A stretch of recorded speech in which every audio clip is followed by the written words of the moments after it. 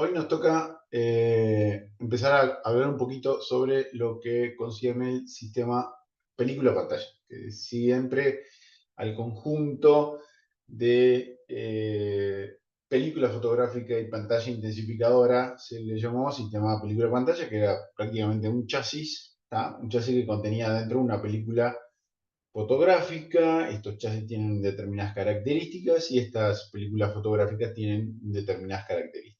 Hoy vamos a comenzar a hablar sobre la película y si podemos también vamos a hablar un poquito sobre el chasis que lo contiene. Que para el que no lo sabe, lo mira y cree que es un único soporte para una película que está dentro. Y ese soporte tiene una peculiaridad que básicamente coloca en contacto íntimo con la película una especie de cartulina pintada con una pintura especial que después vamos a ver de qué se trata y que genera básicamente con la incidencia de algún fotón una emisión lumínica con un rango espectral específico. Rango espectral que reacciona a la película. Es decir, los fotones remanentes que salen del paciente van a llegar al receptor, van a impactar sobre esta cartulina que está en contacto con la película, con una de las caras de la película, o con ambas caras, porque en realidad tenemos sistemas película en pantalla de doble emulsión con doble pantalla o de pantalla simple con emulsión simple en la película. Y estos fotones que impactan van a generar una reacción, ¿tá? en la pantalla intensificadora con la causal final de la emisión de luz, con un determinado rango espectral que va a generar en la película el comienzo de una reacción fotoquímica, ¿tá? E imprimir, en cierta forma, lo que le decimos imagen latente, ¿tá? Que no se manifiesta hasta el revelado propiamente dicho, que es otro de los procesos que vamos a ahondar, ¿tá? Las películas fotográficas están compuestas de principalmente dos elementos, una emulsión y una base. ¿Tá? La base, que es el soporte, el que sirve como soporte de la película, contiene a cada lado o en uno de sus lados una emulsión fotográfica, que básicamente es el elemento sensible a la luz que emite estas pantallas o también a los fotones que inciden remanentes que salen de lo que nosotros estamos irradiando. ¿Ah? Y esta emulsión fotográfica está fijada también a la base con una fina lámina adhesiva que tiene características eh, mm, eh, similares a la de a un quelato, a una gelatina de origen vacuno generalmente o de origen animal, que hay todo un proceso en el cual eh, se forma y se deposita para luego depositar la emulsión sobre ella y adherir así la emulsión a la base o el soporte.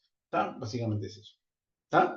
Entonces la emulsión es toda la capa que tiene los cristales de aluro de plata, que son los cristales que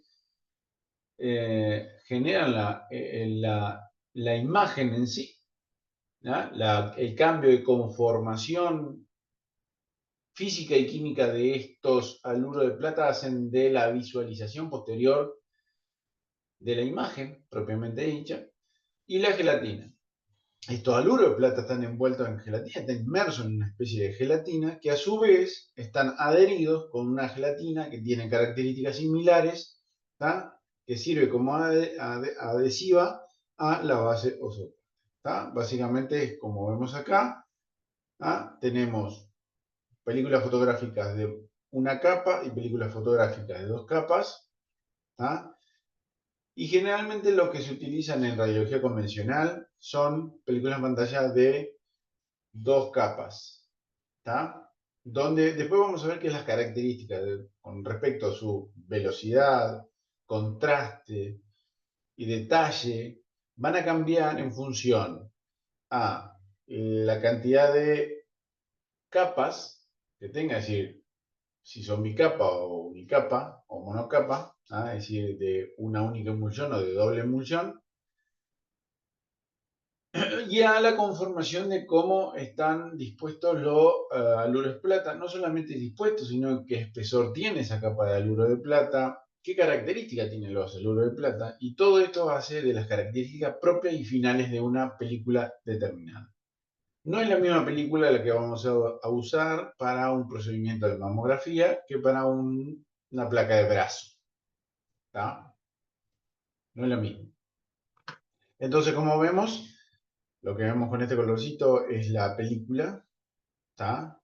La base de la película, y la capa de emulsión fotosensible, en las de unicapa, ¿tá?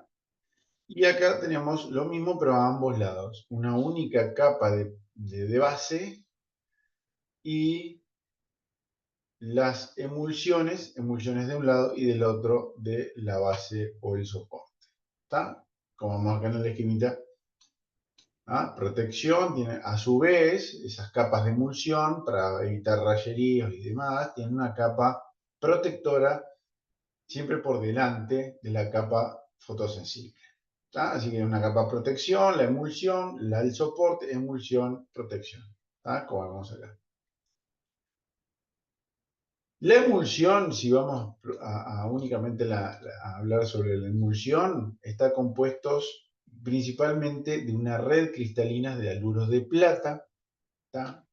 Que son unos compuestos químicos en forma de sales que se producen por la combinación entre elementos de cloro, yodo y bromo y plata. ¿Tá? Estas sales de plata, bajo la acción de la radiación y de la luz visible también, sufrirán una serie de transformaciones químicas que tendrán como resultado la producción de la imagen fotográfica. ¿Tá? Después vamos a ver cómo es que se genera esta imagen latente. Los tres halogenuros más importantes que se utilizan para la fabricación de estas emulsiones fotográficas son el bromuro de plata, el cloruro de plata y el yoduro de plata. ¿Tá? En general, todos tienen un rango de sensibilidad a longitudes de onda que rondan entre los 460 nanómetros, más o menos. Siendo el bromuro de plata el halogenuro que se encuentra en mayor cantidad en las combinaciones que pueden haber de matrices que se utilizan en las películas fotográficas. ¿Ah? Ahora, ¿cuánto de cada componente tiene una película? ¿Cuáles son sus concentraciones en cada una de ellas? Es obviamente un secreto de fabricante y solamente lo saben ellos. Sabemos que en la gran mayoría el bromuro de plata es el que se encuentra en mayor cantidad. Si lo vemos por separado, el cloruro de plata, por ejemplo, tiene tiempos cortos de revelado y fijados cortos, pero tiene una sensibilidad espectral baja. Si a una emulsión de bromuro de plata se le añade, por ejemplo, pequeña cantidad de yoduro de plata, se obtienen emulsiones más sensibles. Aunque como inconveniente se alarga el tiempo necesario para el fijado de la imagen. El yoduro de plata por sí solo no es válido para la fabricación de emulsiones fotosensibles, por lo que siempre un elemento suele combinarse con alguno otro de los dos. ¿Qué quiero decir esto? Que siempre las combinaciones son entre cualquiera de estos tres, entre el bromuro, el cloruro y el yoduro. ¿Tá? Puede ser bromuro con cloruro, bromuro con yoduro, pero siempre se trata de utilizar ambos componentes porque se utilizan características buenas de uno y buenas de otro para que actúen en sinergia y nos dé una emulsión con buenas características, o por lo menos con las características que yo busco para la película o el tipo de película que quiero fabricar, ¿verdad?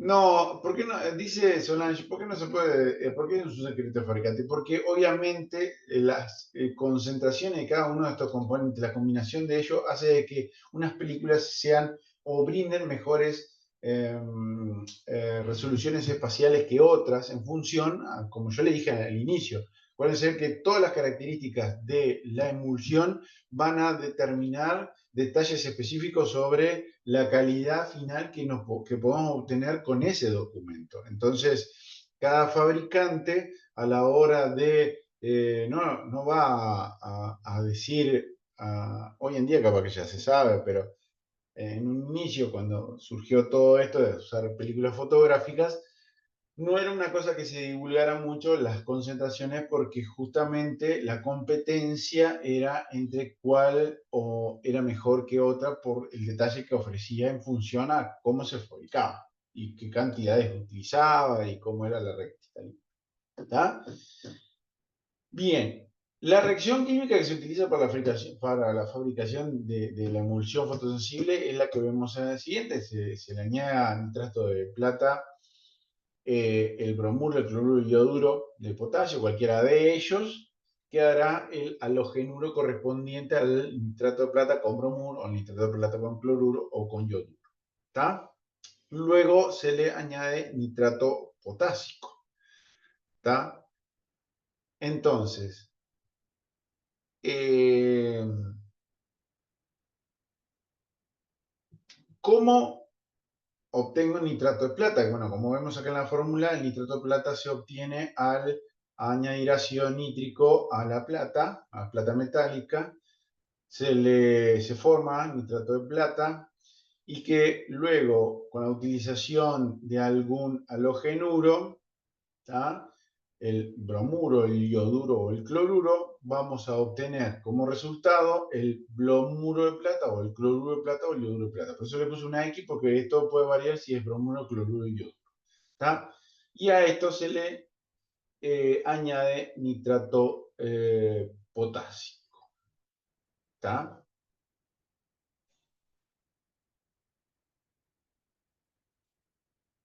Durante el proceso de fabricación, lo que se suele hacer y lo que es importantísimo hacer es el agregado de sustancias sulfuradas a la gelatina o a la mezcla donde se está formando todo esto. ¿Está? Eh,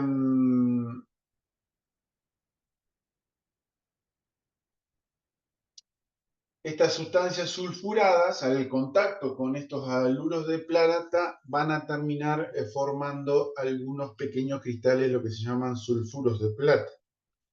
Estos sulfuros de plata se depositan en la superficie de los cristales, aumentando la sensibilidad de la emulsión y formando lo denominado lo que se llaman los centros de sensitividad o sensibilidad, que son fundamentales para la formación de la imagen latente. ¿Está? Después, cuando veamos la imagen latente, cuando la formación de la imagen latente, vamos a ver que hay una instancia de un proceso fotoquímico primario, luego hay un proceso de transferencia de electrones y de transferencia de lo que se llama una transferencia iónica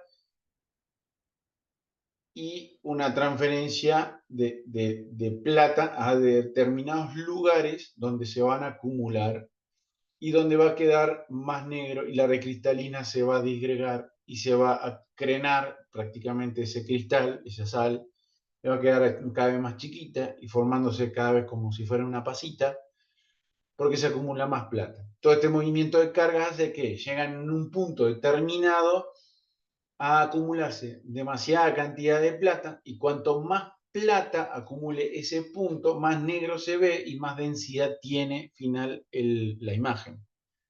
Acuérdense que cada puntito negro que está es lo que nosotros vamos a ver luego.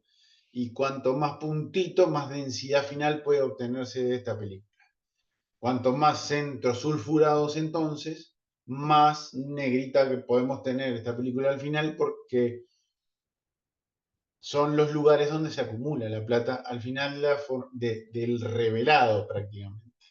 ¿Tá? Después vamos a ver eso en detalle. Lo que quiero que se queden desde allá es que durante el proceso de fabricación se añaden adrede sustancias sulfuradas para que haya en una determinada cantidad de puntos donde se vaya a acumular la plata luego en la formación de la imagen manifiesta. ¿Tá? Cuanto más centros sulfurados, mejor. La gelatina. ¿Tá? El otro componente, tenemos los haluro de plata y por otro lado la gelatina. La gelatina es un componente que sirve como soporte para todos los cristales de haluro de plata, para la recristalina. Es un coloide proteico de origen vacuno, se fabrica a partir de pieles y huesos. Se hierve pieles y huesos y se saca de esa cocción una especie de líquido denso que forma como luego al enfriarse una masa gelatinosa, ¿tá? Que es muy buena para poder controlar el espesor en forma exacta, porque esto hay que depositarlo de tal manera que quede de manera homogénea sobre la superficie de la película.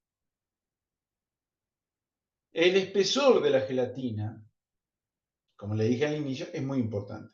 Por ende, las características de esa gelatina tienen que ser muy buenas para que el espesor sea ajustable a las características que nosotros queremos de esa película. Puede ser que depende mucho del espesor de esa capa de fotosensible en la película, su velocidad final, por ejemplo, determina la velocidad que tiene, si son más rápidas, más lentas, cómo reaccionan a determinadas cargas, ¿tá?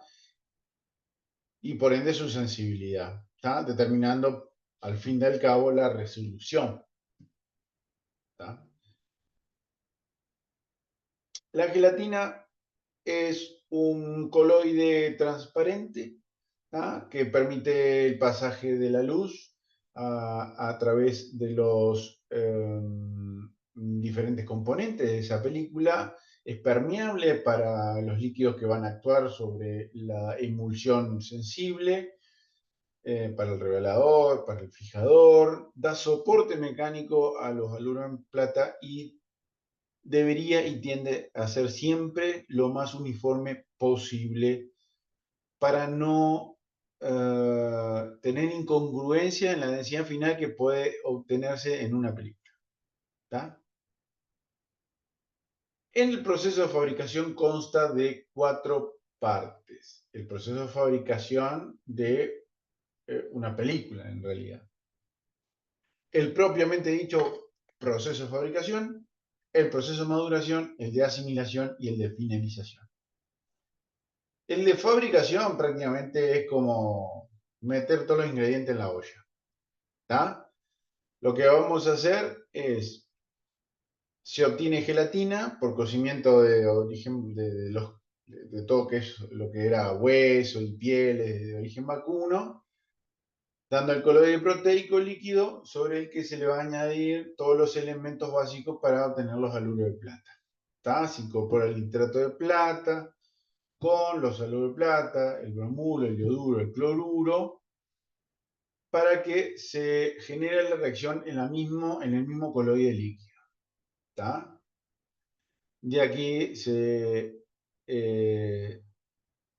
de aquí obviamente como sustrato final se obtiene los halogenuros de plata y el nitrato potásico. ¿Ah? En este proceso, propiamente dicho, se obtiene tamaños de grano de haluro de plata extremadamente pequeños. Y estos tamaños pequeños que se generan no son maduros. Se necesita que tengan determinado tamaño para que tengan la madurez necesaria para generar una determinada reacción dentro de su red cristalina. Entonces, estos granos pequeños son inadecuados para la utilización. Por ende, tenemos que tener un proceso de maduración que se llama. El proceso de maduración es el que va a aumentar el tamaño de estos granos. La emulsión hasta hasta un determinado tamaño. ¿Está? Entonces aquí es donde también se añaden compuestos ricos en bromo. Se aumenta la capacidad de disolución de los cristales ya formados y sobre todo se eleva al mismo tiempo la temperatura. ¿Está? Con ello se consigue que algunos granos pequeños se disuelvan con el aumento de la temperatura y que se aumente el tamaño de los gránulos de la emulsión, o que se aumente el tamaño, o que maduren los granos de algunas características que ya estaban preseteadas, ¿tá? Y por ende hacerlo viable para el diagnóstico. ¿Tá? Entonces, resumiendo, la maduración, sí o sí, es el proceso donde aumenta el tamaño del grano de la emulsión fotográfica. ¿Para qué? Para que sea viable fotográficamente y se pueda generar una imagen con ellos.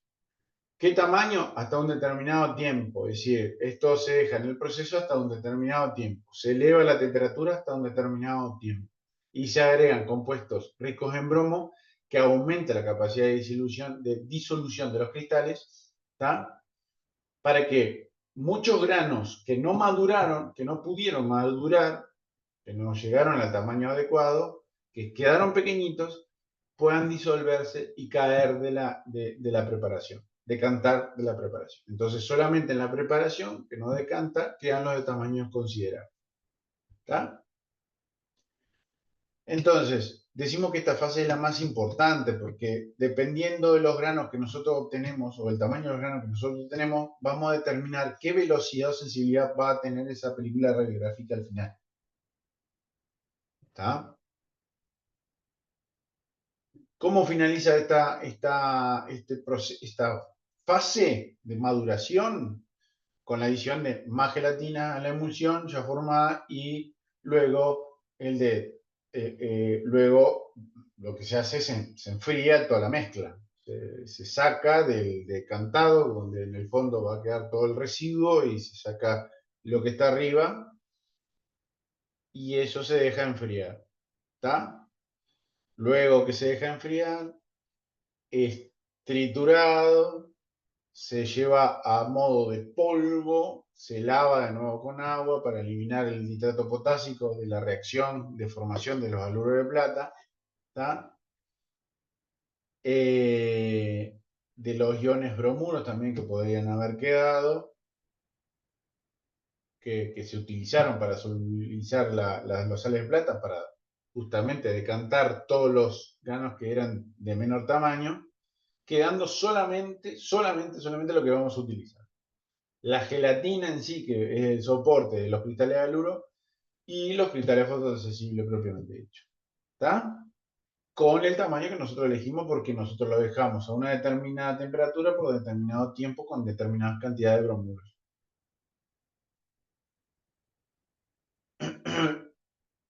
Entonces,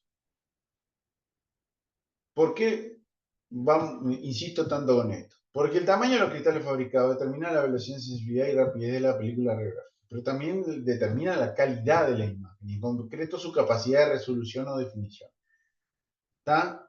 Por ende, a mayor tamaño de los cristales fotosensibles, mayor será la sensibilidad y rapidez de la emulsión y peor va a ser la resolución de detalle. ¿Está? Si nosotros tenemos gránulos muy grandes, cuanto más grande, peor va a ser la resolución. Si los granos son más pequeños, la resolución mejora. Pero ¿qué pasa con la sensibilidad de la película? Empeora. Es todo lo opuesto. Entonces, con ese juego de tamaños que nosotros podemos obtener en función a la temperatura, los bromuro que le metimos, el tiempo que estuvo en la mezcla y en la reacción, con todo eso generamos un producto para una cosa u otra, para una mamo o una radiografía convencional. ¿Está? El siguiente proceso es el proceso de asimilación. El proceso de asimilación o es el momento donde se ingresan sustancias sensibilizadoras. ¿Está? Los, eh, los sulfuros que hablábamos al inicio se agregan en esta parte de la fabricación, ¿está? Formando los centros de sensibilidad que van a ser utilizados para la eh, visualización de la imagen latente. ¿Está? También hay muchos otros subproductos que se agregan en esta fase. Sensibilizadores cromáticos, bactericidas, fungicidas, algún plastificante para generar más rigidez, otros agentes antivelos y demás. Todo eso se agregan durante este proceso de la fabricación.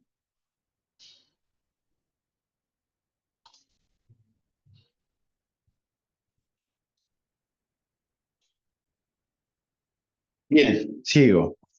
El siguiente proceso es el proceso de finalización. Después de la asimilación hay que finalizar el proceso de fabricación, que suele colocarse aquí. Y bueno, aquí lo que se hace prácticamente es, se coloca esta preparación ya con todos lo que es la gelatina, con los haluro de plata, con algunos otros componentes, con los centros sulfurados ya añadidos, sobre la base, ¿tá? En una forma muy uniforme, con un determinado espesor, ¿tá? Una base que ya está previamente tratada con otra capa de gelatina que funciona como pegamento, como un sustrato para la emulsión que se coloca encima. Por encima de esta capa de emulsión se coloca la capa protectora para evitar todo lo que son roces, arañazos y demás. ¿Tá? Y prácticamente así queda, como un sándwich, un gran sándwich donde tenemos el poliéster en el medio, los sustratos, ¿tá? De adhesiones y la gelatina que se usa para adherir la capa de emulsión que tiene su capa protectora a ambos lados, como vemos acá. Si nosotros la juntamos con el sistema, con la pantalla intensificadora, vemos que tenemos la cartulina que le digo yo con la capa sensible, los cristales sensibles, y aquí tenemos los cristales sensibles del otro lado, doble emulsión y las tapas del chasis a ambos lados. Queda un gran sándwich. ¿Está? La base. Y ahora estoy con ustedes y seguimos con la base. La base es prácticamente donde va a ir la capa sensible por encima. ¿Por qué se le llamaba placa? Esa es la gran consulta siempre. ¿Por qué a las placas se le dicen placas? Y porque prácticamente en sus inicios eran placas de vidrio, ¿tá? Donde por encima de esta placa de vidrio se colocaba la emulsión eh, que generaba toda la reacción, ¿tá? Pero ¿qué pasa? Las guerras, eso es lo que pasó. Siempre hay algún problema en las guerras. Y el gran problema de las guerras es que eh, cualquier,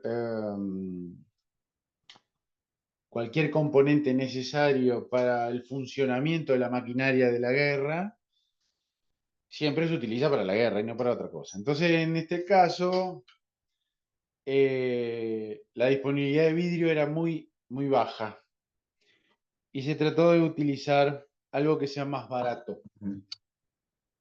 Y lo que se utilizó fue nitrato de celulosa como sustituto de la base de vidrio. Ahora, hay una gran desventaja, ¿está? ¿Qué pasa con el nitrato de celulosa? A ver quién lo sabe.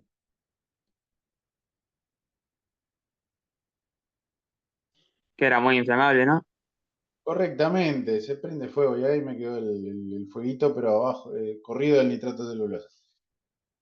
Se prende fuego. ¿Se acuerdan de la película Bastardo sin Gloria? De Brad Pitt. ¿Alguien la vio? Capaz que yo soy muy viejo y Sí, peliculón. es un clásico, un peliculum. ¿Está? Eh, Bastardo sin Gloria, justamente hay una escena donde esta muchacha quiere prácticamente prender fuego a Hitler. Y la idea de ella es agarrar todas las películas que tenía en un cine que era de ella y meterlas atrás de la pantalla y prenderle fuego. ¿Está? De eso mismo, y así como se prendió, que demoró 2 segundos en arder Troya todo el cine, es como ardía Troya, podía arder Troya un recinto donde estén guardadas las placas de los pacientes. ¿Está? Entonces, más adelante en el tiempo empezó a utilizar el triacetato de celulosa que no tenía esta gran inconveniente de ser tan inflamable. ¿Tá? Y a los comienzos de los años 60 se empezó a producir lo que hoy en día conocemos como el poliéster, ¿tá? Las bases de poliéster, que son mejores en todo. ¿Tá? Son, son rígidas, pero a la vez flexibles, no son inflamables, o por lo menos son muy poco inflamables. Entonces, nada, es lo que se usó y lo que se sigue usando hasta hoy en día en los lugares donde se sigue haciendo con sistema de películas pantalla. Son sencillos, proveen rigidez, son flexibles, pero a la vez son resistentes y conservan el tamaño y la forma, que eso es fundamental, lo que se llama estabilidad dimensional. El triacetato de celulosa, eso no conservaba con el tiempo el tamaño ni la forma de la misma película. Entonces, no lo tenía. Y obviamente son transparentes para que se puedan visualizar las placas. ¿Cuáles son? Bueno, son estas cajas que ven acá. Agfa, que acá está como un anaranjadito pálido, pero en realidad son un anaranjado bien fuerte hoy en día las cajas de Agfa. Fuji, Cartrim, esas son las cajitas de split. ¿Está?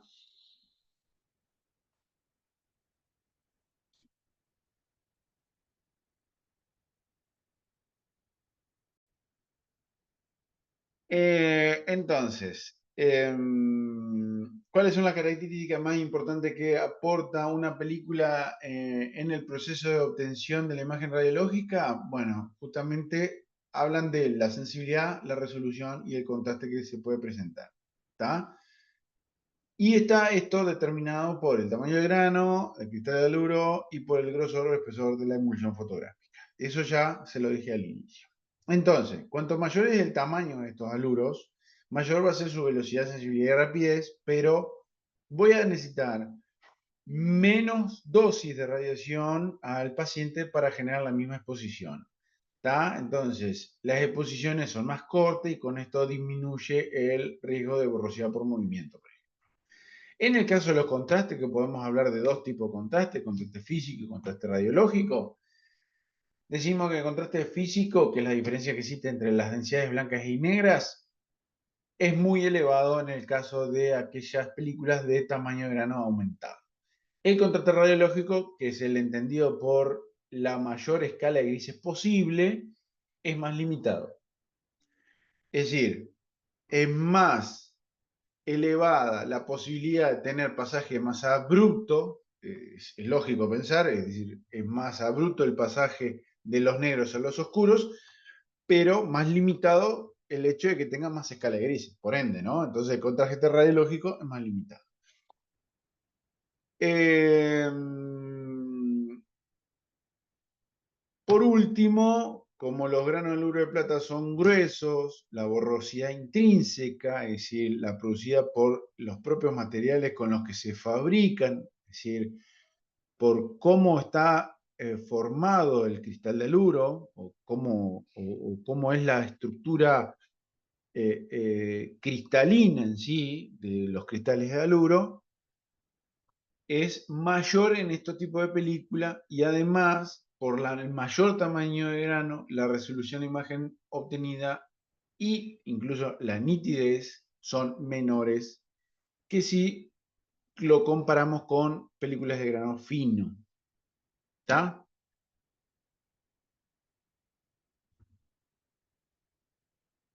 Entonces, también podemos trasladar todo esto mismo o todas estas mismas variaciones en su velocidad, sensibilidad, contraste físico, radiológico, resolución, nitidez, a mayor o menor grosor de toda la emulsión. ¿Tá? Este cuadrito enfoca en eso mismo. Si nosotros comparamos pantallas, a ver, películas que tienen grano fino con una de grano grueso, la de grano grueso va a tener mayor velocidad, mayor sensibilidad, menor resolución, mayor borrosidad cinética, intrínseca, perdón, menor borrosidad por movimiento va a permitir, mayor contraste físico, menor contraste radiológico, menor dosis del paciente vamos a poder usar en comparación con la de grano fino. Y todas estas mismas variaciones se van a repetir si nosotros comparamos, si comparamos el espesor de las emulsiones. Si tenemos una emulsión gruesa con una emulsión más fina, si la comparamos una con la otra, una va a tener mayor sensibilidad, mayor velocidad, mayor rapidez, y así sucesivamente. ¿Está? ¿Entienden? Por eso es el esquemita. Grábense este esquema porque hoy los que me escuchan me van a saber entender cuando vayan al parcial y yo les voy a poner este esquema y donde usted tiene que completar. ¿Está? Grábenselo. ¿Está? Bien. Ahora, otra de las cosas que debe cumplir es que la película tiene que tener una determinada sensibilidad cromática. ¿Qué quiere decir eso? De que sea sensible a un determinado rango de longitud de onda de luz. ¿Está? Que reaccione con eso y con otro. ¿Está? La sensibilidad espectral de una película se define como la sensibilidad particular hacia un color o hacia una longitud de onda determinada. Y se dividen en monocromática, ortocromática y pancromáticas. Las monocromáticas son aquellas que presentan una respuesta excelente al rango del ultravioleta, el violeta y el azul. ¿Tá?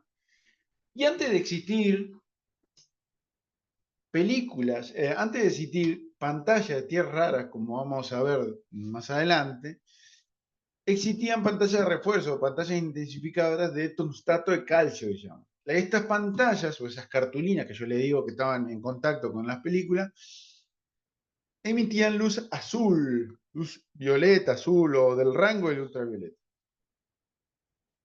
Y solo servía para películas que eran monocromáticas, que solo reaccionaban con ese tipo. A las ortocromáticas no solo reaccionan a las longitudes de onda del tungstato de calcio, sino que también a las de tierras raras. ¿Está? Es decir, reaccionan, tienen una sensibilidad espectral al rango del azul y del verde. ¿Está? Más o menos la longitud de onda es de 500 a 600 nanómetros. ¿Está? Y bueno, y como lo dice el término, pan, todo, cromática, es la que reacciona a cualquier tipo de luz visible. ¿Está?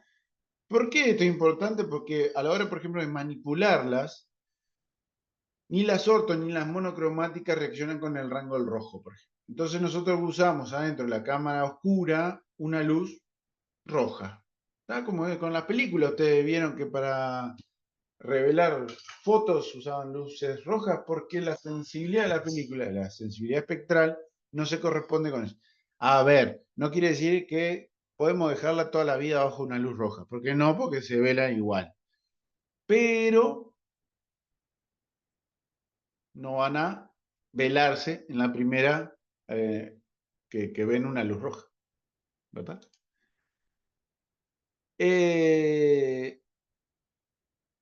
Toda la maquinaria tiene esas tres características, entiendo. Solange, ¿qué es la maquinaria y qué tres características? Si a vos te referís que todas las películas pueden tener estas tres características, no. O son monocromáticas o son ortocromáticas. Generalmente hoy en día todas son ortocromáticas. Reaccionan al azul y al verde. No sé si respondí a eso. Está perfecto. Bien. Y aquí tenemos, este es un grafiquito sacado del bullón, ¿tá? Donde vemos las películas sensibles al azul, las películas sensibles al azul y al verde, ¿tá? Y si nosotros lo combinamos con el espectro de emisión de luz de las pantallas de tierras raras, que es el amarillito que vemos acá, que tiene un haz bien puntual, centrado en el verde, vieron que las ortocromáticas son sensibles al verde porque están prácticamente coinciden con este pico de emisión lumínica de las pantallas de tierras raras. Pero a su vez también son sensibles al tungsteno de calcio, que tiene un espectro más extendido en el tiempo, más larguito, es como una campanita, donde vemos que es sensible, coincide con la correspondencia espectral. Y acá tenemos, por ejemplo, las sensibles a las monocromáticas, sensibles al azul, que solo coinciden con el espectro de emisión del azul de las de tungsteno de calcio.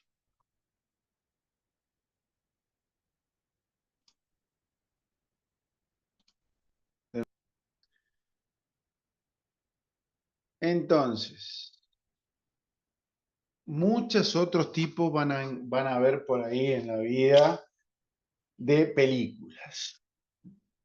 Tenemos las comunes de doble emulsión, tenemos algunas que son eh, con determinadas características de diferencia de espesores en sus capas de sensible, pero está. Más allá de todo eso, las que nosotros usamos son o la de emulsión doble o la de emulsión simple.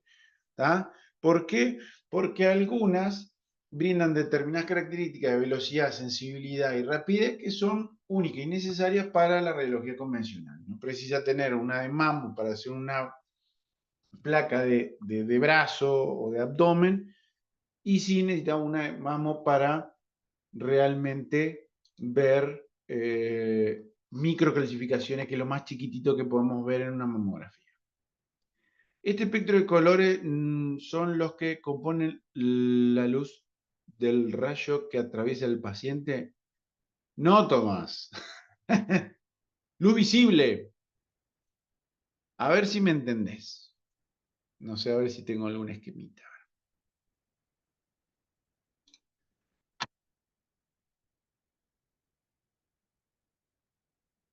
Aquí tenemos un esquema. Tenemos un chasis, es decir, una caja que va a contener la película sensible adentro, y que una de las cosas que hace es no le deja que le entre la luz. La película está dentro de una caja que se carga dentro del cuarto oscuro. ¿Está? Entonces, este chasis adentro, yo te dije al inicio, tiene una especie de cartulina que es pintada con una capa de unos cristales sensibles a los fotones que llegan. Los fotones son fotones X que atraviesan los remanentes. Llegan, impactan en determinado punto, y donde impactan van a generar una emisión lumínica por el desprendimiento de un electrón. ¿Está? Prácticamente como si fuera un efecto fotoeléctrico, donde desprende un electrón del orbital más externo, dependiendo de la energía con que llegue, la reacción que va a generar, por ende emite un electrón del orbital más externo, y ese electrón vuelve. ¿Está? Hay que después discriminar lo que es un fenómeno de fluorescencia de fosforescencia. ¿Está? Esos nanosegundos que emite son tan cortitos que dan como para dar un pantallazo, un tac, a la película y comenzar la reacción y generar la imagen latente en la película. ¿Está? La luz que emite esa pantalla, esas tierras raras que yo te digo que están compuestas en la pantalla, es del rango del verde. ¿Tá? El fotón incide, impacta sobre la emulsión de tierra, la capa sensible de tierras raras, y estas emiten fotones de luz. ¿Tá? Que esos son los que tienen que respetar una determinada correspondencia espectral, ¿tá? Entre la película y ellos. Es decir, la película tiene que ser sensible a esta luz y no a otra. ¿Tá? No sé si ahora te quedó más claro. Perfecto, Tomás. Muy bien. Una de las cosas que se pone siempre es la capa anti-halo. Generalmente lo que se trata de colocar es entre la base, ¿tá? La base y la emulsión de la película, una capa que se llama capa de control de cruce. ¿Está? Porque, ¿qué pasaba? Si yo no le pongo algo, porque como son de doble emulsión, ¿está? Yo quería que en este punto se viera lo más puntual posible en la película. Es decir, este punto donde incide el fotón X y hace una reacción donde se genere luz y se emita luz hacia la película, que esa luz que se emita hacia la película genere un punto y no un punto con un halo. Esto genera una reducción de la nitidez final, porque genera una difuminación, una distorsión en la periferia de los bordes, no hay un realce de borde y por ende, si no hay contraste y no hay realce de borde, la definición disminuye. ¿Está? Es así. Entonces, hay una de las cosas que también se colocan en las películas, se llaman capas de cruce o capas de control de cruce que evitan que esos fotones lumínicos que se generaron en una de los lados de la pantalla de refuerzo no incidan sobre el lado contralateral de la película o de la emulsión sensible. ¿Está?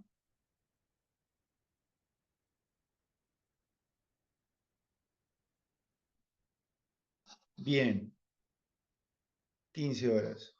Vamos a dejar acá, vamos a dar la clase que viene pantalla intensificadora.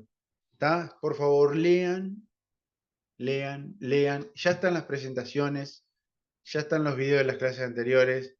Si quieren los miran, si quieren no los miren, pero vengan, anótense a la clase y lean, por favor.